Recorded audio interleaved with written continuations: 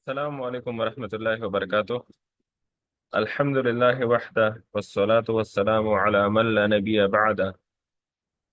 اعوذ باللہ من الشیطان الرجیم۔ رب اشرح لی صدری ویسر لی امری واحلل عقدۃ من لسانی یفقهوا قولی، اما بعد۔ جی، تو آج ہم شروع کر رہے ہیں اسماء منصوبہ۔ یہ قواعد النحو کا سبق ہے، اسماء منصوبات۔ اس سے پہلے ہم نے پڑھ لیا الحمدللہ مرفوعات کے بارے میں، اور مرفوعات جو ہے وہ ہم نے کمپلیٹ کر لی تھی۔ تو اسماء مرفوعات جو ہے وہ 8 ہیں، اور اسماء منصوبات جو ہے وہ 12 ہے۔ تو مثلا اگر میں آپ سے پوچھوں گا کہ کوئی اسم منصوب کیوں ہے، منصوب کیوں ہے، اگر میں آپ سے پوچھوں کہ کوئی اسم منصوب کیوں ہے، تو آپ کا جواب ہونا چاہیے کہ یا تو یہ مفعول بھی ہے، یا مفعول مطلق ہے، یا مفعول فی ہے، یا مفعول لہو ہے، یا مفعول معہو ہے، یا حال ہے، یا تمیز ہے، یا مستثنی ہے، یا حروف مشبہ بالفعل کا اسم ہے، یا افعال ناقصہ کی خبر ہے، یا ما ولا مشبہ علیہ کی خبر ہے، یا الینا فی جنس کا اسم ہے۔ تو اگر کوئی اسم منصوب ہے تو اس کے 12 جواب ہو سکتے ہیں، 12 میں سے کوئی جواب ہو سکتا ہے، 12 میں سے کوئی ایک جواب ہو سکتا ہے۔ کوئی بھی اسم اگر منصوب ہوگا تو ان 12 میں سے ہوگا، تو اس وجہ سے ان 12 کو ہم کہتے ہیں اسماء منصوبات، اسماء منصوبات۔ اچھا، مثال کے طور پر میں نے آپ سے یہ کہا ضرب زید زید عمرا، میں نے آپ سے یہ کہا کہ ضرب زید عمرا، تو اگر آپ سے کسی نے پوچھا کہ ضربہ کا آخری لفظ کیوں مفتوح ہے، تو آپ کہیں گے کیونکہ یہ ماضی ہے، ماضی کا فعل ماضی کا آخری حرف اور پہلا حرف یہ مفتوح ہوتا ہے۔ اگر آپ سے کسی نے پوچھا کہ زیدن کیوں مرفوع ہے، تو آپ کہیں گے کہ زیدن مرفوع اس لیے ہے کیونکہ زیدن جو ہے یہ فاعل بن رہا ہے۔ اگر آپ سے کسی نے پوچھا کہ عمرن کیوں منصوب ہے، عمرن کیوں منصوب ہے، تو آپ کہیں گے کہ عمرن اسی منصوب ہے کہ یا تو یہ مفعول بھی بنے گا، یا تو مفعول مطلق بنے گا، یا مفعول فی بنے گا، یا مفعول لہو بنے گا، یا مفعول معہو بنے گا، یا حال بنے گا، یا تمیز بنے گا، یا مستثنی بنے گا، یا حروف مشبہ بالفعل کا اسم بنے گا، یا فعل ناقصہ کی خبر بنے گا، یا ما ولا مشبہ علیہ کی خبر بنے گا، یا لائن فی جنس کا اسم بنے گا۔ تو اس لیے یہ عمرن جو ہے یہ منصوب ہے۔ تو منصوبات ان 12 میں سے ہوں گے، ان 12 سے باہر جو ہے وہ نہیں ہو سکتے۔ تو منصوبات جو ہے وہ ان 12 میں سے کوئی ایک ہوگا۔ تو ان کا نام جو ہے وہ آپ لوگ یاد کریں: مفعول بھی، مفعول مطلق، مفعول فی، مفعول لہو، مفعول معہو، حال، تمیز، مستثنی، حروف مشبہ بالفعل کا اسم، افعال ناقصہ کی خبر، ما ولا مشبہ علیہ کی خبر، لائن فی جنس کا اسم۔ تو یہ نام یاد کریں، نام ابھی میں آپ سے سنتا ہوں۔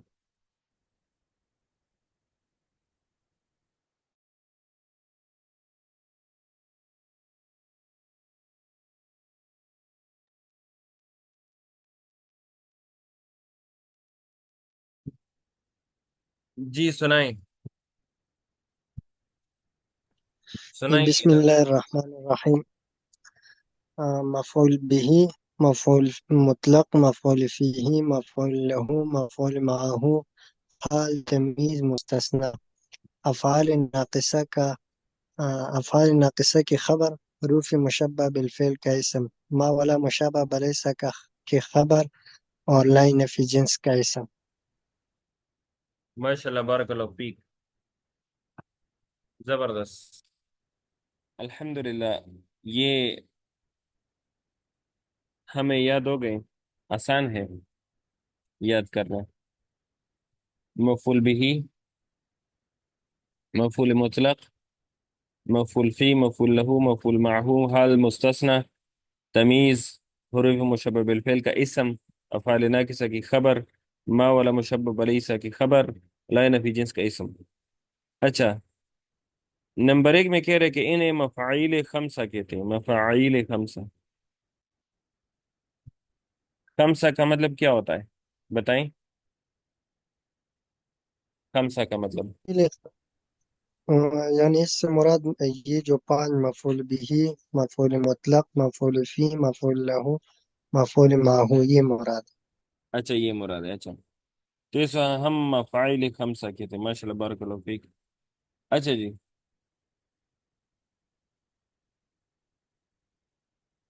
یہ بتائیں جی، میں نے یہ اعراب صحیح ڈالیں؟ مفاعیل نہیں، کیونکہ یہ غیر منصرف بن رہا غیر منصرف ہے کہ غیر منصرف کیوں ہے؟ ہے۔ یہ مصابیح کے وزن پر ہے، جمع ہاں منتہی الجموع۔ یہ بالکل جمع منتہی الجموع ہے، جمع منتہی الجموع ہے، مصابیح کے وزن پر، مصابیح۔ تو اس وجہ سے اس پر تنوین نہیں آ سکتی، اس پر تنوین نہیں آ سکتی، تو اس پر آ جائے گا یہ مفاعیل ہو، مفاعیل آ جائے گا، مفاعیل نہیں کہہ سکتے۔ اچھا، تو ان پنچ کو ہم کہتے ہیں مفاعیل خمسہ، یعنی مفعول بھی، مفعول مطلق، مفعول فی، مفعول لہو، مفعول معہو، یہ پانچ مفعول ہے، تو ان کو ہم کہتے ہیں مفعول خمسہ، مفاعیل خمسہ۔ اچھا جی، تو چلیں شروع کرتے ہیں مفعول بھی سے، مفعول بھی سے ہم شروع کرتے ہیں۔ ہمارا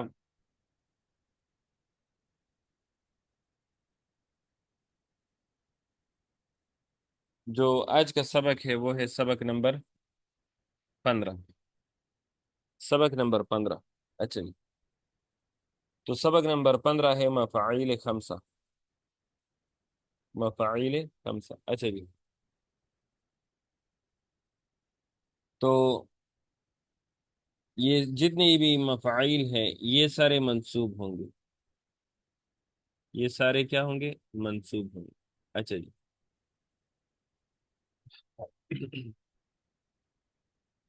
اچھا یہ بتائیں، اگر اسم مفرد منصرف ہے تو اس کی نسبی حالت کس سے آئے گی؟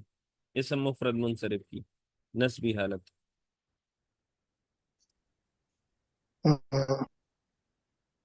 کس سے آئے گی؟ نسبی حالت اسم مفرد یہی منصوبات سے ہے۔ فتحہ سے آئے گی، فتحہ ظاہر۔ فتح اچھا، جمع مکسر منصرف کی نسبی حالت، جمع مکسر کی نسبی حالت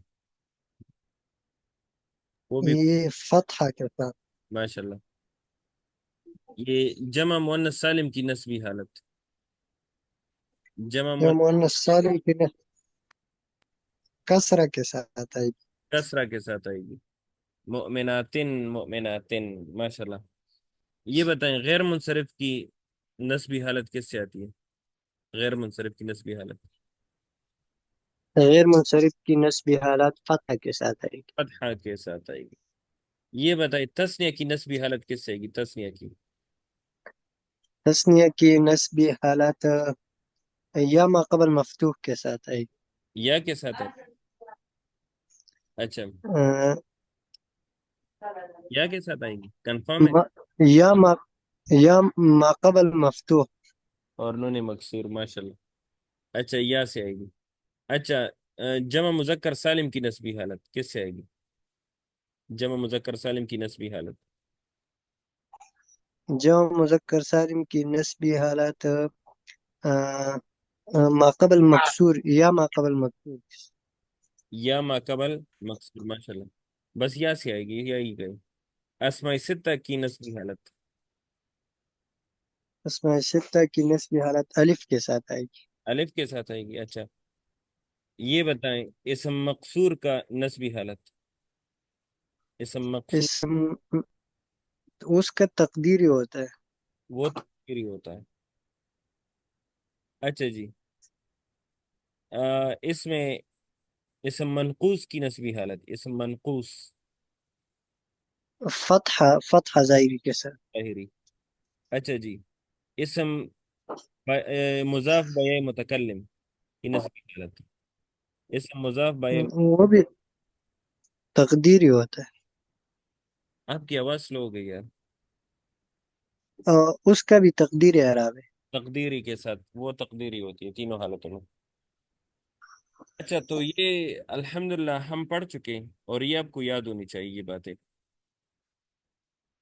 کہ یہ جو مفاعیل ہم پڑھ رہے ہیں مفاعیل خمسہ، تو یہ سارے منصوبات ہیں.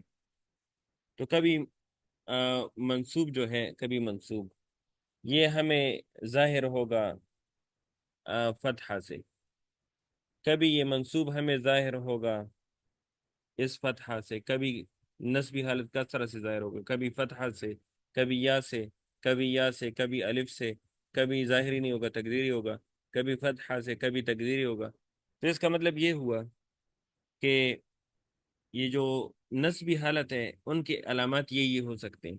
مطلب ان کی جو علامات ہے، ان کی علامات ان کی علامات جو ہے وہ وہ یا تو فتحہ ہو سکتا ہے، یا فتحہ، یا کسرہ، یا فتحہ، یا الف، یا تقدیری، یا فتحہ، یا تقدیری. یہ اس کے علامات ہو سکتے ہیں نسبی حالت کی. اور یہ الحمدللہ ہم آلریڈی پڑھ چکے ہیں اعراب کی اقسام میں، تو یہ چیزیں آپ کو یاد ہونی چاہیے. اچھا اب آ جاتے ہیں مفعول بہی کی طرف. پہلا جو ہمارا سبق نمبر 15 ہے وہ ہے مفعول بہی. اچھا جی.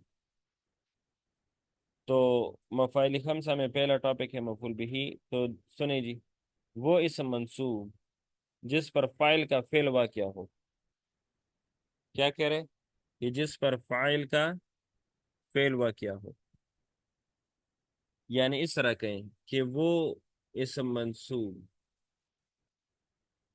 وہ اسم منصوب جس پر کام واقع ہو، کیونکہ کام کو فعل کہتے ہیں، جس پر کام واقع ہو اس کو ہم کہتے ہیں مفعول بہی، جس پر کام واقع ہو جائے. اچھا جی. تو اب اس کو دیکھیں. انہوں نے مثال دی قرأت الکتاب، قرأت الکتاب. بس یہ میں لکھتا نہیں ہوں، اس کو بڑا کر دیتا ہوں تھوڑا سا تاکہ نظر آ جائے.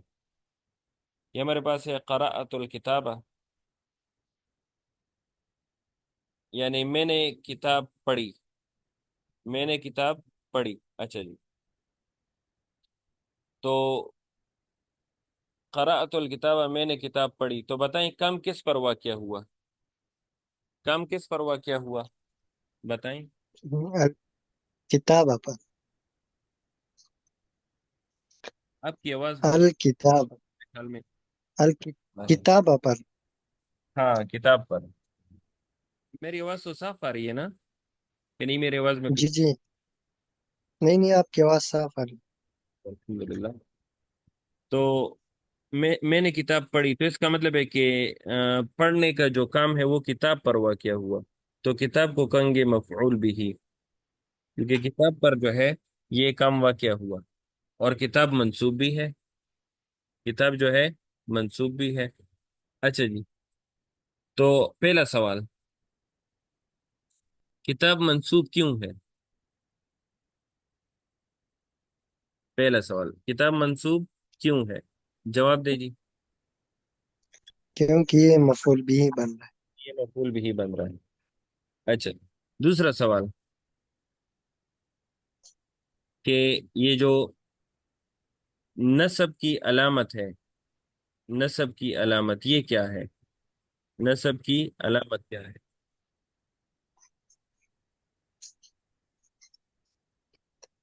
منصوب کی ہے. سب کہیں گے فتحہ ظاہری. فتحہ لفظی. اگر میں آپ سے پوچھوں کہ فتحہ کیوں، فتحہ ظاہری کیوں، تو اس کا کیا جواب دیں گے؟ فتحہ ظاہری کیوں؟ آپ کہیں گے کیونکہ یہ اسم مفرد منصرف صحیح ہے. اسم مفرد منصرف ہے. اچھا، تو یہ سوالات آپ سے ہو سکتے ہیں کہ منصوب کیوں ہے، تو اس کا جواب ہے مفعول بھی ہے. تو نصب کی علامت کیا ہے؟ فتح ظاہری. کیوں؟ یہ اسم مفرد منصرف ہے. ماشاء اللہ، بارک اللہ فیک. اچھا جی، تو اب قرأت الکتابہ، میں نے کتاب پڑھی، تو کتاب پر جو ہے پڑھنے کا کام واقع ہوا. کتاب پر پڑھنے کا کام واقع ہوا، تو اس لیے کتاب جو ہے یہ مفعول بھی ہوا، کیونکہ کتاب پر پڑھنے کا کام واقع ہوا. اچھا، اب اس کی وضاحت سن لیں. اس کی وضاحت یہ کر رہے ہیں کتاب والا. اس مثال میں الکتابہ مفعول بھی ہونے کی وجہ سے منصوب ہے، کیونکہ اس پر متکلم فائل پڑھنے کا عمل واقع ہوا ہے. یعنی میں کتاب پڑھ رہا ہوں تو میں فائل ہوا، تو میرا کام جو ہے کتاب پر واقع ہوا ہے، تو فائل کا کام کتاب پر واقع ہوا ہے. فائل نے کیا کیا؟ پڑھا. کیا چیز پڑھا؟ کتاب پڑھا. تو جب فائل نے کتاب پڑھی تو کتاب پر کام واقع ہوا فائل کا. تو اس کی وضاحت تو تھوڑی سی مشکل ہے، سمجھ میں نہیں آ رہی. خیر، آسان بات ہے، اتنی مشکل بات نہیں ہے. اس طرح میں نے کہا شربا، شربا زید، زید لبنا، شربا زید لبنا. اس کا ترجمہ کریں. زید نے دودھ پیا. زید نے دودھ پیا. ماشاء اللہ. اچھا، تو یہ بتائیں کام کس پر واقع ہوا؟ زید نے دودھ پیا. اے، دودھ پر. ہاں، یہ دودھ پر جو ہے یہ کام واقع ہوا، یعنی دودھ پر کام واقع ہوا. جب دودھ پر کام واقع ہوا تو اس اسم منصوب کو ہم کہیں گے مفعول بھی. اس کو کیا کہیں گے؟ مفعول بھی. تو چلیں اس کی ترکیب کرتے ہیں. تو ہم کہیں گے کہ شرب فعل، زید اس کا فاعل، اور لبن اس کا مفعول بھی. تو فعل اپنے فاعل اور مفعول بھی کے ساتھ مل کر، فعل اپنے فاعل اور مفعول بھی کے ساتھ مل کر جملہ فعلیہ خبریہ ہوا. جملہ فعلیہ خبریہ ہوا. تو یہ اس کی ہوگی ترکیب. تو زید نے دودھ پیا، تو اس کا مطلب ہے کہ نے زید نے پینے کا کام دودھ پر کیا، تو دودھ پر جو ہے کام واقع ہوا. تو اس وجہ سے دودھ کو ہم کہیں گے مفعول بھی. لبنن کو کہیں گے مفعول بھی. ماشاء اللہ، بارک اللہ فیک. اچھا، میں نے کہا ضربا زید خالدن. تب دیکھیں جی، اس کا ترجمہ کریں. ضرب زید خالدن. زید نے خالد کو مارا. خالد کو مارا. زید نے خالد کو مارا. تو مرنے کا کام کس نے کیا؟ مرنے کا کام زید نے کیا، تو زید فاعل ہوا. زید فاعل ہوا کیونکہ زید نے مارنے کا کام کیا. اور کس کو مارا؟ خالد کو مارا. تو اس کا مطلب ہے خالد پر کام واقع ہوا، خالد پر مرنے کا کام واقع ہوا. تو جب خالد پر مرنے کا کام واقع ہوا تو خالد کو ہم کہیں گے مفعول بھی. خالد کو کیا کہیں گے؟ مفعول بھی. اچھا جی، تو اس کی ترکیب کریں. اس کی ترکیب کرتے ہیں کہ ضرب جو ہے فعل، زید اس کا فاعل، اور خالد اس کا مفعول بھی. تو فعل اپنے فاعل اور مفعول بھی کے ساتھ مل کر جملہ فعل خبریہ ہوا. ماشاء اللہ، بارک اللہ فیک. اچھا جی، مثال کے طور پر میں ایک مثال دے دوں. یعبد، یعبد مسلمون ربهم.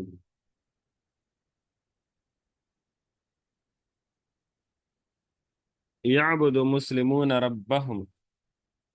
یہ یعبد جو ہے، یعبد مسلمون ربهم، اس کا ترجمہ کریں. مسلمان عبادت، وہ عبادت، مسلمان عبادت کرتے ہیں ربہم، ان کے رب کی. اپنے رب کی. اچھا. اپنے رب. تو مسلمان عبادت کرتے ہیں اپنے رب کی. ماشاء اللہ، بارک اللہ فیک. تو عبادت جو ہے وہ مسلمان کرتے ہیں. تو مسلمان جو ہے یہ جو ہے فاعل ہو گئے. یہ کیا ہو گئے؟ فاعل.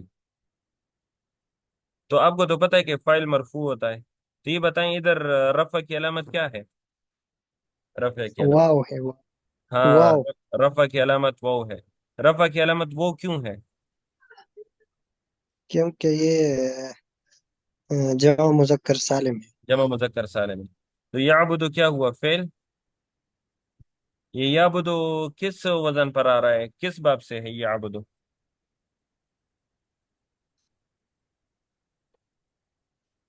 نصر ینصر فتح یفتح. نصر کون سے باب سے؟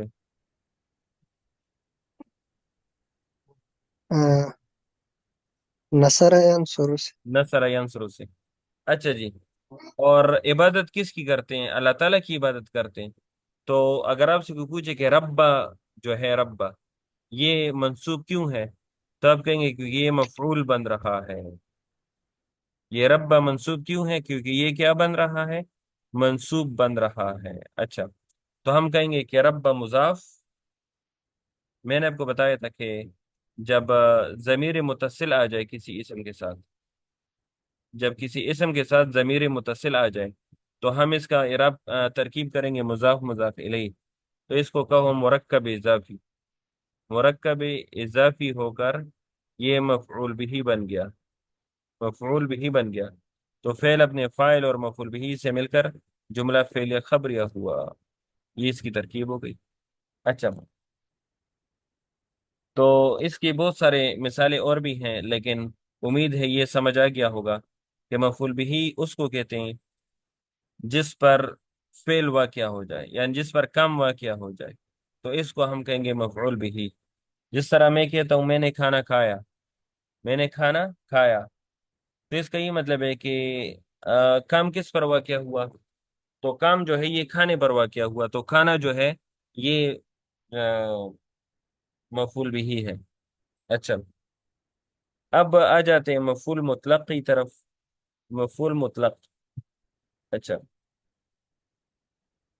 تو مفعول مطلق وہ مصدر، انہوں نے اسم نہیں کہا. اچھا یاد رکھیں یہ مصدر ہوگا. اچھا. مفعول مطلق جو ہے یہ مصدر ہوگا، مصدر. تو وہ مصدر منصوب جو مذکورہ فعل کے ہم لفظ یا ہم معنی ہو.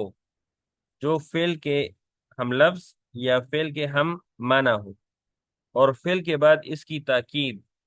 تاکید کی مطلب ہے شدت.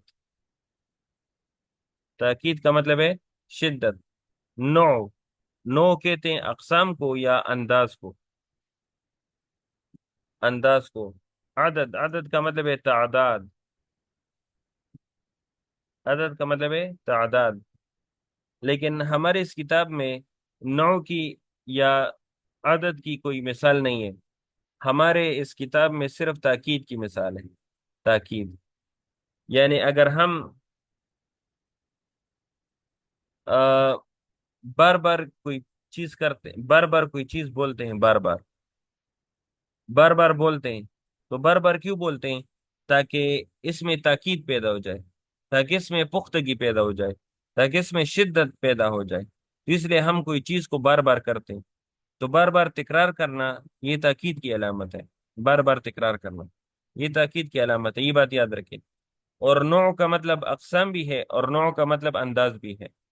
کیونکہ بعض اوقات ہمارا جو لہجہ ہوتا ہے وہ سخت ہوتا ہے. ہم کہتے ہیں یہ تم یہ کام کرو، تو ہم اس میں انداز اس طرح اپناتے ہیں جس میں سختی ہوتی ہے. تو اس انداز سے بھی ہمیں اس کا نوع یعنی اس کا اندازہ ہو جاتا ہے.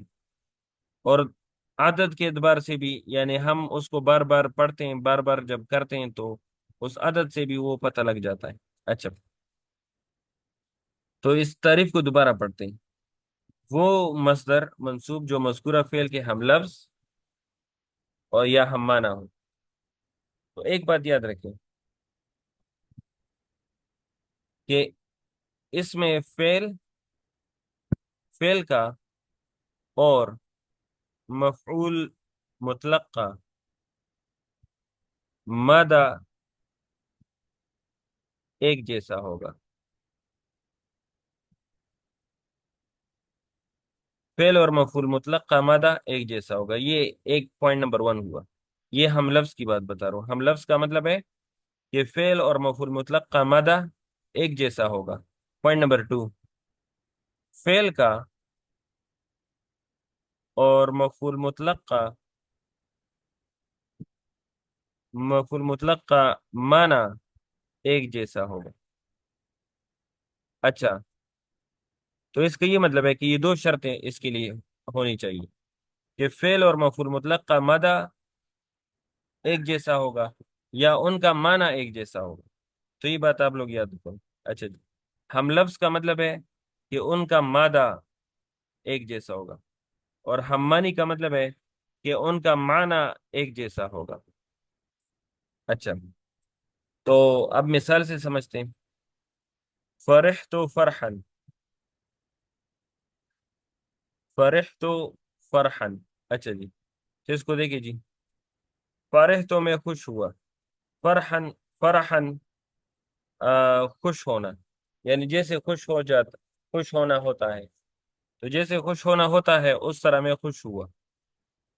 تو اگر آپ دیکھیں، اگر آپ سے کوئی پوچھے کہ فرحن منصوب کیوں ہے،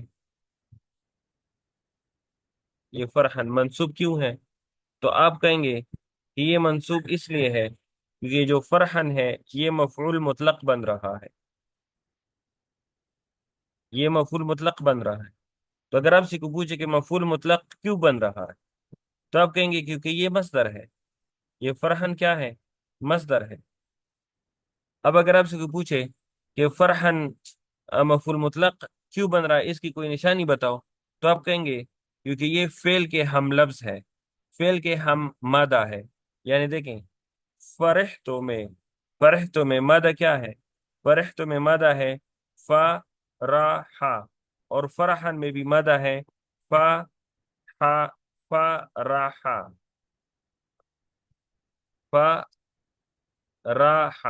تو دونوں کا جو مادہ ہے وہ ایک جیسا ہے، تو اس کو ہم کہتے ہیں ہم لفظ.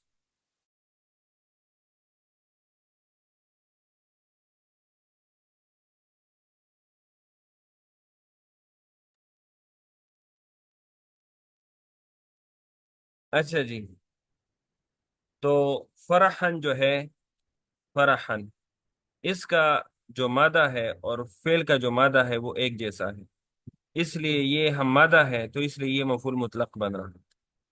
اچھا، اب دوسری مثال کی طرف آ جائیں. دوسری مثال میں ہے قعدت. اچھا، اس کی ہم فرحت و فرحن کی ترکیب کرتے ہیں. تو فرحت و فعل، اور تو ضمیر اس میں فاعل، تو ضمیر اس میں فاعل، اور فرحن اس میں مفعول مطلق، مفعول مطلق. تو فعل اپنے فاعل اور مفعول مطلق سے مل کر جملہ فعل خبریہ ہوا. اچھا، اب آ جائیں قعدت جلوسن کی طرف. قعدت میں بیٹھا، جلوسن بیٹھنا. جو مصدر ہوتا ہے نا، مصدر، اس میں ہمیشہ معنی آئے گا نا کا. جس طرح میں نے کہا چلنا، تو چلنا میں نہ گیا. میں نے کہا بیٹھنا، تو بیٹھنا میں نہ گیا. میں نے کہا کھانا، کھانا میں نہ گیا. میں نے کہا دوڑنا،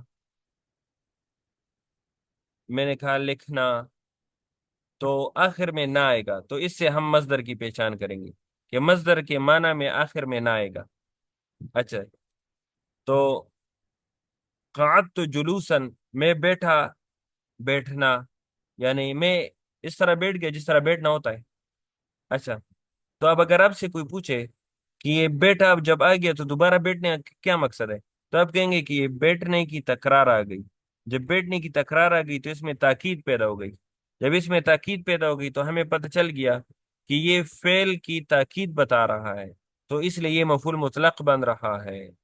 تو مفعول مطلق وہ مصدر منصوب ہے جو فعل کی تاکید بیان کر رہا ہے، فعل میں پختگی بیان کر رہا ہے، فعل میں شدت بیان کر رہا ہے۔ اچھا جی، تب دیکھیے جی، قعدت جلوسن، تو اگر آپ سے کوئی پوچھے جلوسن منصوب کیوں، جلوسن منصوب کیوں، تو آپ کہیں گے کیونکہ جلوسن جو ہے یہ مفعول مطلق بن رہا ہے، مفعول مطلق بن رہا ہے۔ اچھا جی، اگر آپ سے کوئی پوچھے کہ مفعول مطلق کیوں بن رہا ہے، تو آپ کہیں گے کہ مفعول مطلق اس لیے بن رہا ہے، ایک تو یہ مصدر ہے، دوسرا یہ ہے کہ یہ مصدر ہے، اور یہ فعل کے ہم معنی ہے، فعل کے ہم معنی ہے، یعنی فعل کا مطلب ہے بیٹھنا، فعل کا مطلب ہے بیٹھا، اور جلوسن کا مطلب ہے بیٹھنا، تو دونوں کا معنی جو ہے وہ ایک جیسا ہے، تو اس لیے یہ مفعول مطلق بن رہا ہے۔ تو میں نے کہا تھا نا کہ مفعول مطلق جو ہے یا فعل کے ہم مادہ ہوگا یا ہم معنی ہوگا، یا دونوں کا لفظ سیم ہوگا یا دونوں کا معنی سیم ہوگا، یعنی ہم لفظ تو نہ کہیں ہم مادہ کہیں، یعنی دونوں کے روٹ ورڈز سیم ہوں گے، یعنی دونوں کے مدہ جو ہے وہ ایک جیسا ہوگا۔ اچھا، تو اگر آپ سے کسی نے پوچھا کہ جلوسن منصوب کیوں، جلوسن منصوب کیوں، تو آپ کہیں گے کیونکہ یہ مفعول مطلق بن رہا ہے، مفعول مطلق بن رہا ہے۔ تو اگر آپ سے کوئی پوچھے کہ نصب کی علامت کیا ہے، تو آپ کہیں گے کہ نصب کی علامت جو ہے فتح ظاہری ہے۔ اگر آپ سے کوئی پوچھے کہ فتح ظاہری کیوں، تو آپ کہیں گے کہ وہ اس لیے کیونکہ یہ اسم مفرد منصرف ہے، اسم مفرد منصرف۔ اچھا، اب ان کی وضاحت سنیں، ان کی وضاحت یہ ہے کہ فرحن اور جلوسن مفعول مطلق ہونے کی وجہ سے منصوب ہے، فرحن مصدر ہے اور مذکورہ فعل کے ہم لفظ ہے، ہم لفظ کا مطلب ہے ہم مادہ ہے، اور جلوسن مصدر ہے اور قعد تو فعل کے ہم معنی ہے، ہم معنی کا مطلب ہے ایک جیسا معنی جو ہے، اور یہاں دونوں مصدر فعل کی تاکید کے لیے ہے، فعل میں پختگی بیان کرنے کے لیے ہے۔ اچھا، یعنی اگر آپ کسی کو بار بار کہہ دیں کہ میں خوش ہوا خوش ہوا خوش ہوا، تو اس کا یہ مطلب ہے کہ آپ تاکید بیان کر رہے ہیں کہ میری خوشی کی شدت زیادہ ہے، تو اس وجہ سے یہ تاکید کے لیے بیان ہوتی۔ مثال کے طور پر میں نے کہا ضرب، ضرب تو ضربن، تو اگر آپ سے کوئی پوچھے کہ ضربن منصوب کیوں، تو آپ کہیں گے کہ ضربن منصوب اس لیے ہے کیونکہ یہ مفعول مطلق بن رہا ہے،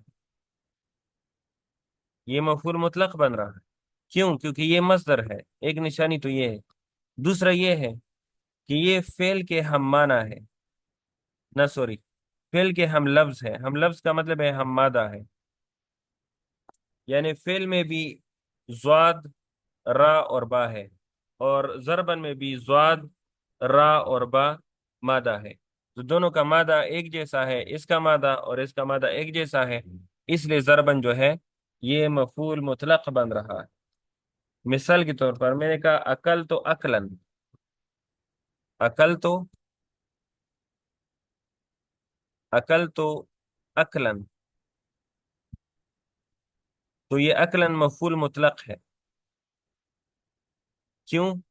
مطلب تو ایک تو یہ ہے کہ یہ منصوب ہے، دوسرا یہ کہ مصدر ہے، مصدر منصوب ہے، اور یہ جو ہے فعل کے ہم لفظ ہے، ہم مادہ ہے۔ اچھا، جلس تو جلوسن، جلس تو جلوسن بھی مثال لے سکتے ہیں، جلس تو جلوسن یہ بھی مثال آپ لوگ لے سکتے ہیں۔ اچھا، تو اس طرح بہت ساری مثالیں اس کی بن سکتی ہیں، تو امید ہے یہ سمجھ آ گیا ہوگا، تو اس لیے ہم چلے جاتے ہیں مفعول فی کی طرف۔ اچھا جی، مفعول فی،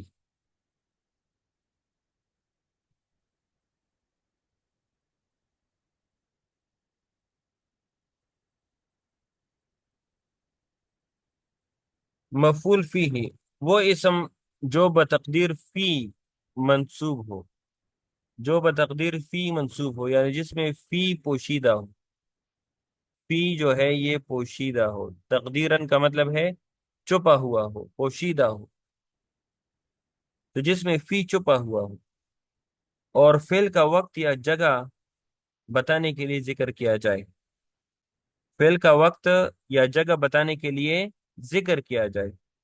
مفعول فی کو ظرف بھی کہتے ہیں، ظرف، ظرف کا مطلب ہے برتن، یا ظرف کا مطلب ہے پیالہ، یعنی وہ برتن جس میں کسی وقت میں کوئی چیز ڈالا جائے، یا کسی جگہ میں، کسی پیالہ میں کوئی چیز ڈالا جائے۔ اچھا، تو یہ وہ منصوب اسم ہے، منصوب جو فعل کا وقت بتائے یا فعل کی جگہ بتائے، تو یہ فعل کا وقت بتائے گا یا فعل کی جگہ بتائے گا، تو اس اسم منصوب کو ہم کہیں گے مفعول فی۔ اچھا، لیکن آج یہ ایکسپلین نہیں ہو سکتا کیونکہ ابھی ٹائم شارٹ ہے، تو ہم اس طرح کر لیتے ہیں کہ اسی پر اکتفا کر لیتے ہیں۔ سبحانک اللہم و بحمدک اشہد ان لا الہ الا انت استغفرک و اتوب الیک۔ السلام علیکم ورحمۃ اللہ وبرکاتہ۔